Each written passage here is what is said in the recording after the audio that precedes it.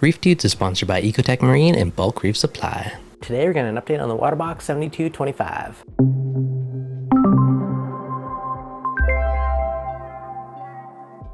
What's going on, guys? Devin from ReefDudes. Now, last time I gave you guys a bit of an update on the Waterbox, I was dealing with a little bit of STN, and I still am. However, it has definitely slowed itself down. If we take a look at this guy, you definitely see the white die off on the bottom of the coral and some on the sides. Now, the rest of it is still looking pretty good, to be honest, overall.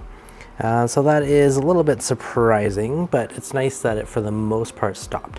Now, an interesting thing is, in this tank, it is pink with green on it, and if I go look at my office tank, this massive branch was an accidental frag, and the camera's not quite picking it up right now, but it is almost yellow and pinky red, so I'm actually getting better coloration in my office tank. Now, I'm starting to think maybe it's because it's a bit lower light and lower par, and that one just prefers it.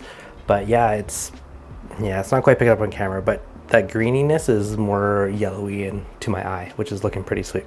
And that is partially making me debate if I should frag off this big chunk that's kind of half STN and go put the nice chunk back in and chop that one up into frags and just chop off all the nice stuff, which might happen.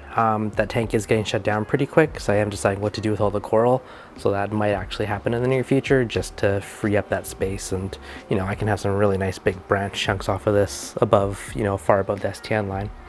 So that's one consideration. So if you're in the Okanagan and you're looking for some, let me know. Now, as for the rest of the tank, now overall things otherwise, the rest of the corals in here seem pretty dang happy as normal. This guy, it is crazy. It's been slowly growing over top of the rock and taking out some of my zoas. I had a few of those aguavi, I believe they're called, and you can kind of see they're basically completely encrusting it, so I might see if I can get a couple of them off and move them somewhere else so they don't get completely choked out. This guy is actually Microgoni or Bernardipora, but super cool, super bright, a little bit aggressive on kind of taking over the real estate. It actually started on its own little island and kind of bridged over and started taking over. So it is kind of funky, it's that kind of love zoas, but they can be a bit of punks at times. Even this one, you can see the bloodsucker's completely overgrown the branch of that blue acro, which is crazy.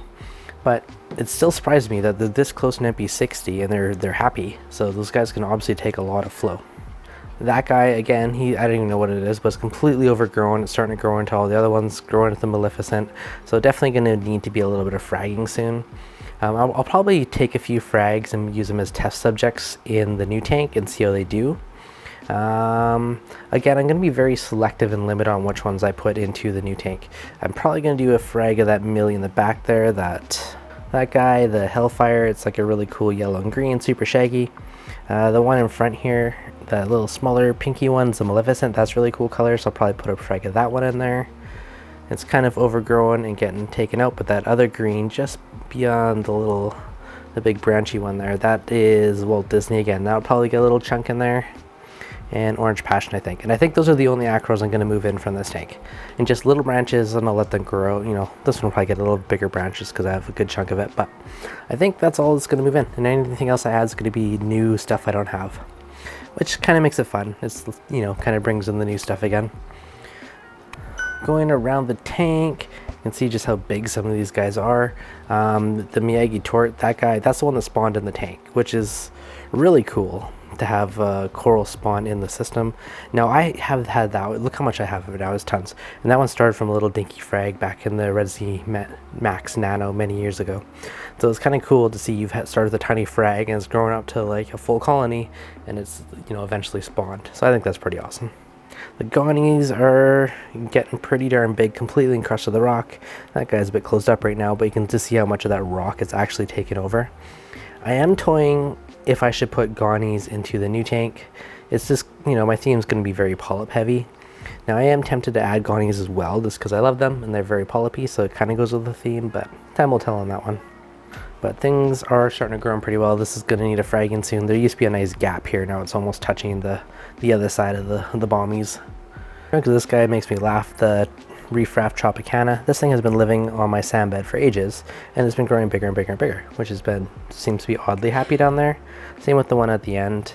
It's crazy how happy something can be just living in their random spots, which makes me think I was probably giving it too much light before. Got a little gold hammer. That guy's definitely got a lot of heads now, so he's pretty happy. Oddly, some of my rock flowers have moved to the opposite side, so I gotta almost pull that out and rotate it. Gorgonian's nice and super bushy. This Favia has been basting out. I gotta make sure it doesn't start growing on the rock. Beautiful, beautiful colors, but again, it's very aggressive. It's funny, that was just like a little chunk of the jack-o'-lantern. Lighten it up a bit. That I put on there ages ago. Now it's encrusting up the rock pretty darn well. And a few other Favias. That super dinky little guy, he's starting to grow. That little rainbow chalice, that'll be a cool one day. You can kind of see the other half of all those Monties starting to grow into each other. Pectina, that guy fell into the sand, got buried a bit, and it was looking a little rough for a bit. Looks pretty happy now, which is good to see. The Cyphastria is an odd one. This one seems to be really happy. Then I seem to like die, it leaves back a bit, then it regrows, and it's happened about 3 or 4 times now. So it's weird like ebb and flow with that guy. On top of that, we got the Jason Fox Leptocera. Super cool, just kind of red with yellow polyps. Again, it's kind of stuck on its own little island on top. I put it on when the Cyphastria is dying back, but then of course it recovered. It's been that weird back and forth thing with it. And we got Utter Chaos have just been slowly spreading their ground and taking over. Probably up there on the favorite Zoas. They're such a beautiful, pretty pop of color in the tank. And little pinwheels, a little bit of splash of color mixed in. These you don't really see in my tank because they're hiding all the time, but we have the rainbow clove polyps kind of growing in between some of the acros, but they're super pretty colors. And they're slowly just kind of like hiding in between there. Duncans, these are probably up there on my favorite LPS list. I just love the shape and texture into these guys. They're starting to grow into the glass, so again, they're getting into fragging soon. You know, I got the ultra citrus orange rhodactis. Those guys are getting huge. I put in 1 or 2 a little while back. A couple hammers. Again, all the stuff's getting a little bit buried in here, so I kind of feel like I gotta do a bit more thinning at some point. This guy is a cool one. This is Spatulata, I believe it's called. And see if I can lighten it up a little bit. Super funky kind of growth patterns on this, and it is surprisingly fuzzy. It's not quite picking it up on camera, but it is crazy fuzzy, and it's these really tons of little ridges. It's like, I don't know, it never used to be fuzzy. It used to just be, you know, more the branching, but it's crazy how polypy it is right now. And it's kind of funny, that little green behind it is a Walt Disney, but it's just hidden away. So I think a chunk of that's definitely going to the new tank where you'll actually see it. And a few other kind of corals is hiding up here. The funny thing is, the one thing I have noticed, because I changed the lenses from the normal wide ones to the narrow high intensity lenses, and then after I put that gyre there, you can kind of see the bit of stuff below it died off because it was shaded. So it goes to show how important light hitting everything really is to corals in your system. Little hawkfish hiding there. These guys are awesome. If you've never had them, the flame hawkfish, such personality. They're always like poking around. They're super curious. They're always this big eye just following me around the tank, watching me, seeing what I'm up to. And they always just randomly pop out. Like, love their personalities. The only downfall is they will eat your shrimp. So if you have any cool shrimp, once upon a time I did, obviously they turn to snacks long term. Quick look under the hood. I have been thinking about giving my sump a good cleaning one day, like disconnecting it, citric acid bathing it, basically starting fresh. There's stuff like this, which is from dosing the sodium hydroxide, the nasty stuff. It's kind of like caked up on there, which I'd like to clean. You know, there's a little bit of gunk on the side. In here I have about 3 liters of Sibirax that's been in here for the last month, seeding it for the new tank. Gave the skimmer a good cleaning the other day. It's already starting to fill up. Good old Clarisy. Kind of the dosing room. This one is a little bit of mad scientist thing in here, kind of a bazillion systems going. But we got the calcium reactor, the big custom G1 in the back. Love that thing. It's a staple. But on top of that, I decided to try dosing some sodium hydroxide to boost my pH, and then there's some calcium just to balance things out. And then for whatever reason I also decided to try Alpha Reef on the tank. So I think I'm dosing 70 mil each of those a day. My auto top off is basically all done through calc, and then I think I'm at 30 or 40 mils a day of all the Alpha Reef. Then to balance out my trace elements, I have the Tropic Marin A and K on doser. So I've been meaning to ICP test this for a while now just to see where things are at. But I'm dosing, I think it's somewhere between 5 to 6 mils a day of the A and K. So that's going to do my trace. That's for the calcium reactor, and I've actually a few of them I'm not using now because they used to be doing a whole bunch of other supplement dosing, which I've really toned down just down to the couple items in there. The other bit of fun on this side, we got our filter roller, we got our Bubble King Mini, and I've been beta testing the Trident NP for a while now. So it's a new bit of the fun bit in the tank.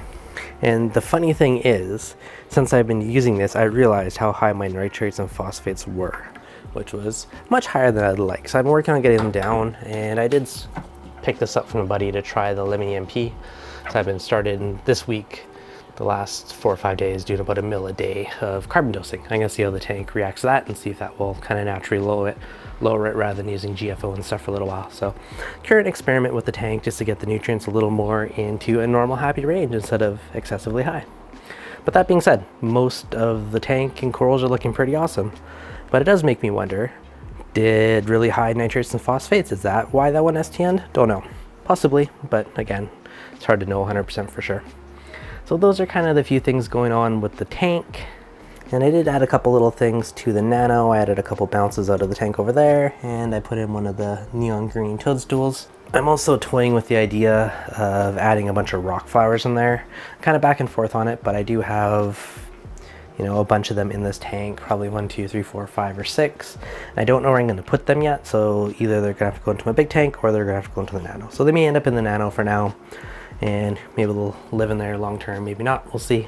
But again, this tank is going to be swapped to a smaller one soon, and I kind of want to start fresh, and I'm kind of thinking of getting rid of most of the corals out of here and just starting, you know, fresh with a new tank.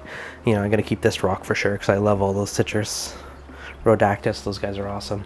But a lot of the other stuff, I don't really want to have a tank that just has the same corals as my other tank. You know, like, yes, that's cool from backup perspective, but it's not as fun from a hobbyist perspective. Which is why I think if I start all fresh, start everything new, it kind of gives me that new hobbyist excitement again, where I can start finding and collecting corals and, you know, be more picky and be more cherry picky in the tank rather than just putting stuff in to fill it up. Because I mean, realistically, I could probably do a bunch of fragging in this tank and have an instant tank, but that's not as fun, right? And who wants a tank that's just the same as another tank? That's kind of my thoughts on things so far. It's funny, as I just put the camera by, I just noticed that guy, the burning banana. I almost forgot I had it in here, but it's crazy, that bright yellow pop. And even this orange Setosa, like, this thing is huge, it's super bright, but it's kind of hiding in this back corner of the tank you don't normally see. Like, I am standing on top of the railing right now to get up here for a better camera angle. But yeah, this whole corner of the tank, you don't overly see it. But I guess the one kind of cool thing is, since I do put this on top of my stairs, as you walk up the stairs, you get kind of a pretty cool view of the tank as you walk up. And yeah, then you can really start to appreciate, you know, once you're about eye level, which is about here. That's really one of the super cool things about having to pull into the tank. Is it's like having 2 tanks in one. You get one tank, you spin around, and then you get another tank, which is pretty awesome.